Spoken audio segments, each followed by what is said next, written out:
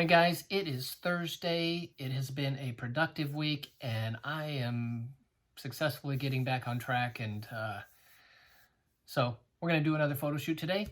A little bit different than what I normally do. That seems to be the theme this week. I want to do a photograph for nothing but just the sake of artwork. Something pretty. I was actually in my box of props the other day looking for that doorknob that I did a couple of weeks ago. And in there I found a set of silverware that I bought at a thrift store, I think. Back when I was teaching, every once in a while the instructors would do an instructor gallery, and we always had a theme around it. And one of those galleries was silverware. You could do anything you wanted with silverware. And so I purchased those. They've been in that box ever since. And I thought, you know what, I might bring those out and do something just pretty, something for the sake of art, something that you would hang on your wall. And so I've come up with some ideas. I actually sketched it out once again. Pretty lame sketch, but I actually did a test shoot yesterday. I'll show you what I'm doing over there. The lighting's not right. I just was kind of laying things out. And then this morning, my wife helped me pull some props. Our house is affectionately known as the museum. We've got antiques everywhere. And so we went searching for some props to make this image even better than what my little test shoot was. And I've got one more thing I need to pull out of the cabinet, and then I've got a little bit of ironing that I've got to do to prep some of the napkin and maybe the tablecloth, I'm not sure. But I'll show you what I got going with this test shot, and we'll go get those two things ready. I'm going to shoot tethered to the computer today because I think there's going to be a lot of tweaking as far as the lighting and everything goes, and I don't want to have to keep pulling the card out of the camera, downloading to the computer so I can see it. So that'll speed things up a little bit. And where this thing is going to go, I'm not exactly sure. I've got my sketch, I've got my vision, but it may take a complete U-turn and do something different. But the focus today is just create something pretty. Okay, so there's my test shoot. I just grabbed some white plates and stuff, but we started pulling some things that I think this is what needs to be ironed, and a lace tablecloth. But let me go grab this one more thing that I need. We'll walk through the museum here.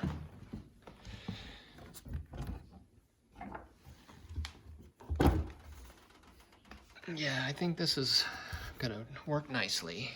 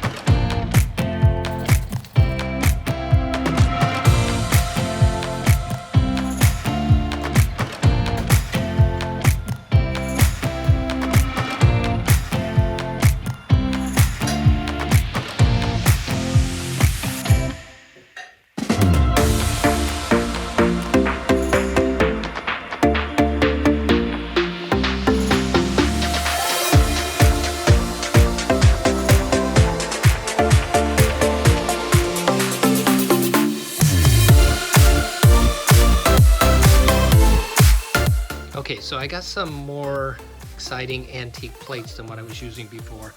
Stand-in napkin right now while the other one kind of dries a little bit. This is actually a curtain, not a tablecloth, and then we got a lace tablecloth on top of that. And we'll shoot it something like that. So I'm gonna get the lighting right, get it close, get a camera on it, and take the first shot.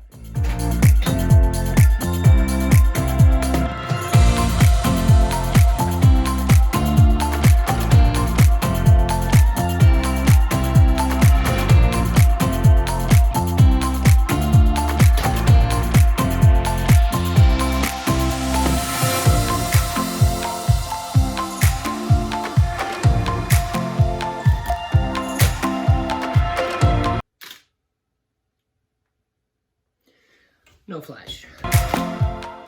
Better. Okay, it looks a little overexposed for me. So I adjusted the lights.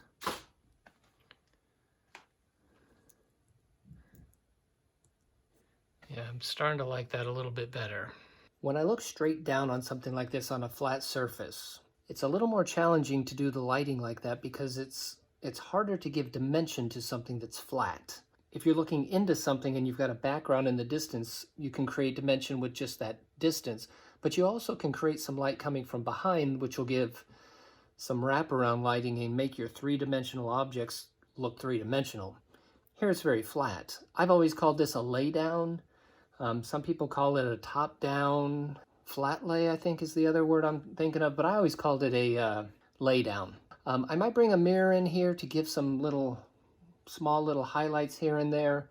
But yeah, that's where I'm at. More tweaking to do. It's not perfect, but we're getting there. Yeah, we're getting close. Okay, let me do a quick update. Made some tweaks and hopefully made some things better. The camera up here, I actually backed it up a little bit. I'm not looking straight down anymore. I'm looking at it as an angle a little bit, and I think that helps. The other thing that I did, let me see if I can show you. This is a trick that I've done in the past. I put some glasses in front of the light. It's not doing a great deal because it's a softbox. If it was a more specular direct light, you'd see all the refracting, and I mean, it would change the quality of the light a great deal, but it did knock this down a little bit. The other thing that I'm gonna do, let me show you on this side. I've got a little mirror right here, and it just added a little bit of highlight on this silverware.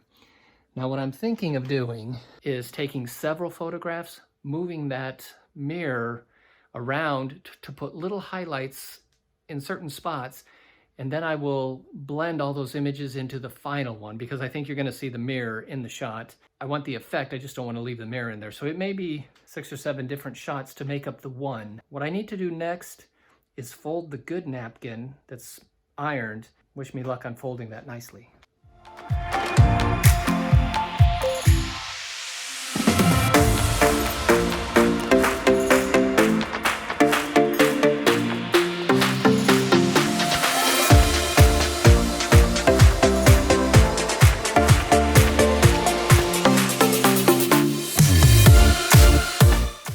Here's a little quick update as this is progressing. I have taken out my glasses. They weren't doing anything, they weren't doing enough for me, and I actually ended up putting this card in here to block light coming off this plate. And I also, using my trusty foam core squares, have tilted the plate because I did not like the reflection that was happening on this side of the plate. And the next thing I think I'm gonna do, I've got some tulips. I think I'm gonna put some tulips on this side of the image, kind of balance it out. Okay, I think I'm getting really close on that image, but it's the kind of image that I think sometimes you just gotta walk away from it for a little bit, come back to it with a fresh set of eyes, because maybe there's something I'm missing, and if I get rushing too quickly, you know, I may miss something, and then I'm gonna regret it later that I didn't take the time to make it better. So I'm gonna walk away. I'm gonna do a little bit with my pool here, clean out the skimmer, and sun is finally shining. Somebody has failed to tell us that it's May in the south, but it's finally getting warmer. And I'm just gonna take 10 minutes, go back in. I've already got some ideas going through my head, and we will complete that photo.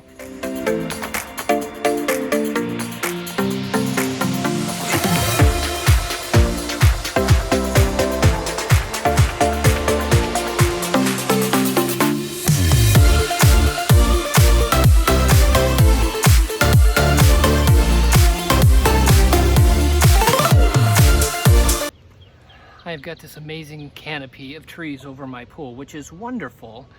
Doesn't get blazing hot back here, but I'll tell you, the amount of stuff that falls into the pool at different times of the year is crazy. So I'm always cleaning out the skimmer and trying to keep it clean.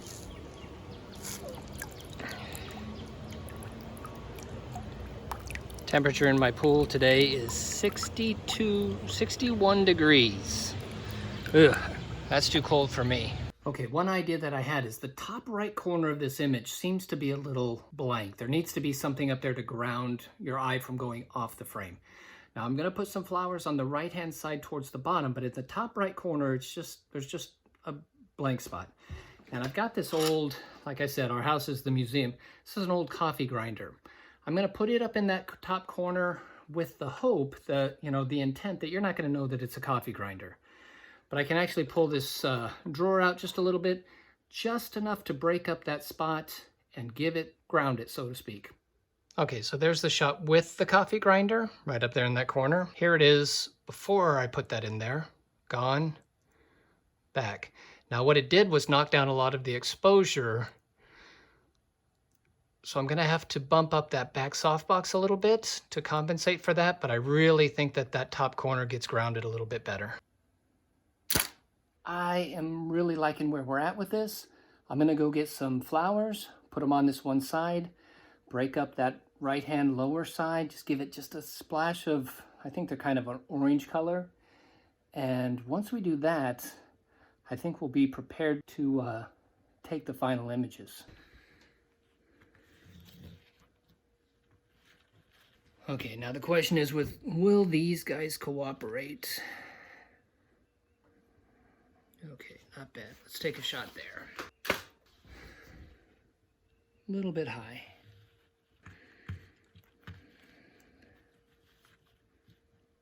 Okay, still much too high.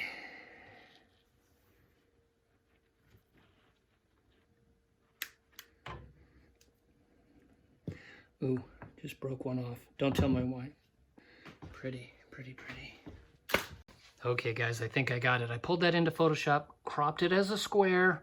I think we're good to go. I don't see anything I don't like. Here's what I'm gonna do for the final images. I'm gonna shoot it straight on like this, and then I'm gonna take several more shots with that little mirror, highlighting all these little places that are a little weak on the shadow side, just to give some shape, add a little bit of light. Whether that's gonna be 4 or 5 different images, I'm not exactly sure yet, but I will just simply bring them all together and take the parts of it that I need, because I know that mirror is going to show up in a lot of the images, but I think the flowers definitely need some help on that shadow side. So I'm going to take those 4 or 5 shots, and I think we'll have it.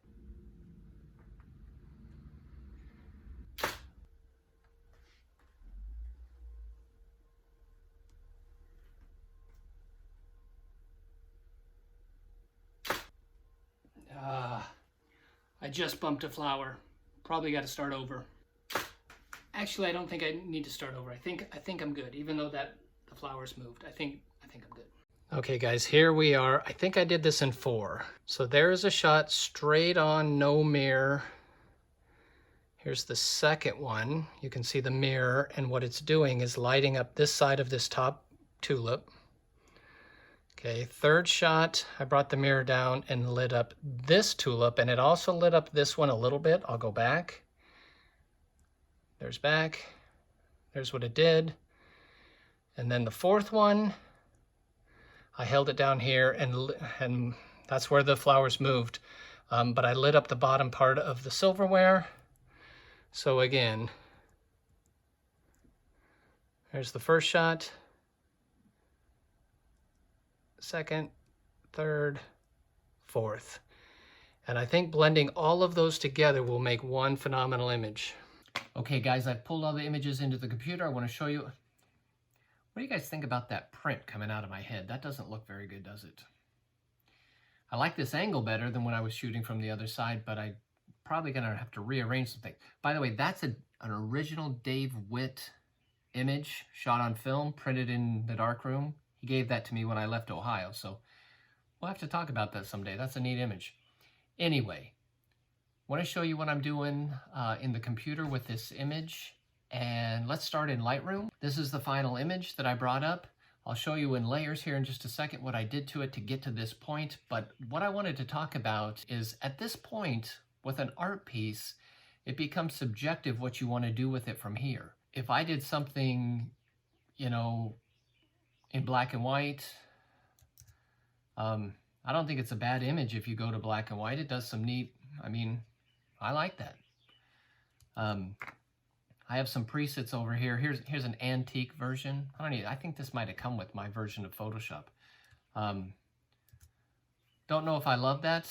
I actually am kind of a sucker for sepia tone for whatever reason. I think that looks nice too. But the point that I'm trying to make is at this point, you subjectively have to make some decisions of what you want this art piece to end up looking like. So let's flip over to Photoshop. I'll show you what I did with it. Over time, I may change this and do different things with this, but this is what I've done so far. Here is the image straight out of the camera. And remember, I took several photographs. I actually took 4 different photographs, adding highlights to certain areas. And here's how that worked out. Here's straight out of the camera. Here's another layer. You'll see that there's some highlights that showed up over there. I'll turn that off and back on. My flowers ended up moving more than I realized they were moving. But I was able to blend that. I don't think you can see it at all. Here's the third shot. Added some highlights down in here along on this third tulip, as well as the leaf right here. And let me switch over to a cursor so you can maybe see it. And then it added some highlights down here on the silverware too. There's off and on. And then the fourth layer is just going to add some highlights down to the bottom of the knife and the fork. Just gives it a nice little highlight or reflection. Gives it a little bit of dimension, which I think works really well. So there's the image straight out of camera with a little bit of Photoshop magic and not doing anything to the colors. Now what I've done at this point, I like it. My wife gave me the thumbs up, excuse me. She'll be my art director for the day. Is I added a hue and saturation layer. I turned it down to 28%. It's just a hue and saturation layer that I turned into colorized and made it kind of a sepia color. And then I backed it way off to 28%. And so it just kind of mutes the colors, antiques them a little bit. I think it definitely has an antique feel to it. And then the last thing I did is I went and I have a Type 55 Polaroid overlay. And if you're not familiar with those, Polaroid used to make a negative positive film that you would shoot. And what it would do is it would produce a print as well as produce a negative. Well, this would be the negative without an image on it. It's like you processed it, but there was nothing on there. And it's got all these neat edges and stuff. So what I did was I dropped that layer on top. Let's see if I'm in the right place. There's normal. I ended up putting a mask on it, but there's the normal. And I just simply changed the blending mode to multiply. It got a little too dark for me. Overall, I love the edges, but the middle got a little dark for me. So I put a layer mask on it and brightened up the middle just a little bit, not a ton.